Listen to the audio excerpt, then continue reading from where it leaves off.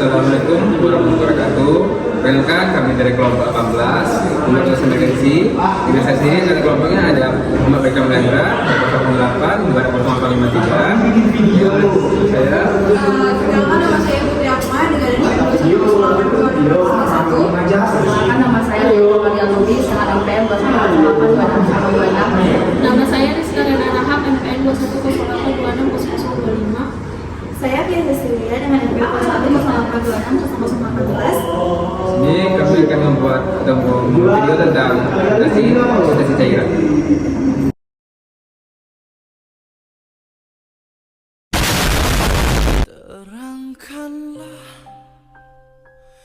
Terangkanlah jiwa yang berkabut, langkah penuh. Halo dengan 118. Ya Pak, di sini ada korban kecelakaan. Halo dengan 118. Telah tiada Ya baik, kami akan segera melokasi kecelakaan. keretakan. Menerima pasien, attention Pak, verbal Pak. Oke, dengan merespon dengan sakit. Oke, pasien merasa sakit, kita melakukan inspeksi melakukan pengawas pasien. Nah, rupanya ada bekas luka atau trauma pada kepala pasien. Saya menilai apakah ada bekas trauma pada leher pasien atau cervical pasien. Saya menilai atau menginspeksi pada dada pasien apakah ada bekas trauma atau tidak. Oke, selanjutnya kita akan melakukan pemasangan brace. Saya melakukan jotas sebelumnya. Saya akan melakukan videoku. Setelah pasang jotas, kita pasang brace-nya. Oke, setelah pemasangan brace kita lakukan namanya look, feel, and listen. Kita lihat pernapasan pasien, kita listen, dan kita feel pernapasannya. Oke, didapatkan setelah pernapasannya gurgling. Nah, dari gurgling itu bisa kita lakukan suction, ataupun kalau nggak ada suction kita gunakan tangan. Tangan kita melakukan finger grab dengan masukkan ke mulut pasien lateral, lalu tarik cairannya keluar. Setelah cairan keluar, bisa kita lepaskan. Oke, selanjutnya kita mulai tadi listen, feel, and look-nya. Oke, didapatkan suara pernapasan pasien sudah normal. Nah, kita bisa pasangkan oximeter pada tangan pasien. Pasang oximeter dan oksigen pasien. Yang saya lihat pemasangan kanal oksigennya. Kanal oksigen pada pasien.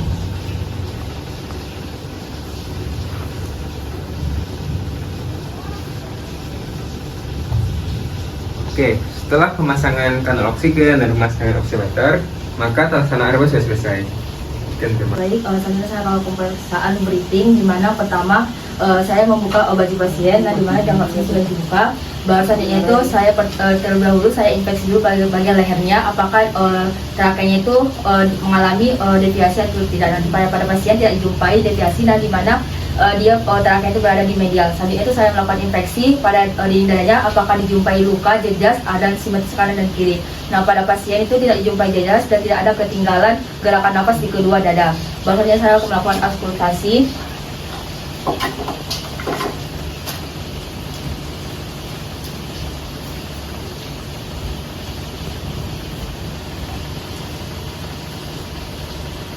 Baik, pada auskultasi dijumpai suara vesikuler di kedua lapangan di kedua paru. Bahasanya itu saya melakukan pemeriksaan perkusi. Baru selanjutnya saya melakukan palpasi.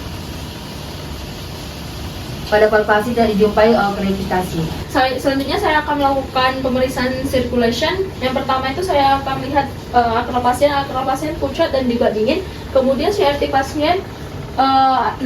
Kemudian denyut nadi pasien 132 kali per menit. Setelah itu akan melakukan pemeriksaan tekanan darah.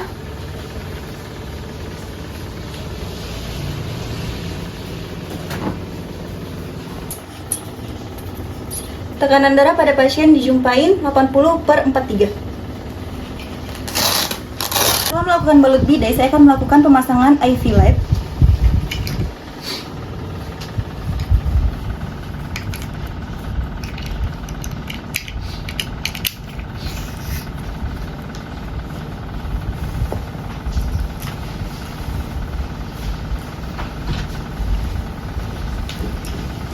Siap.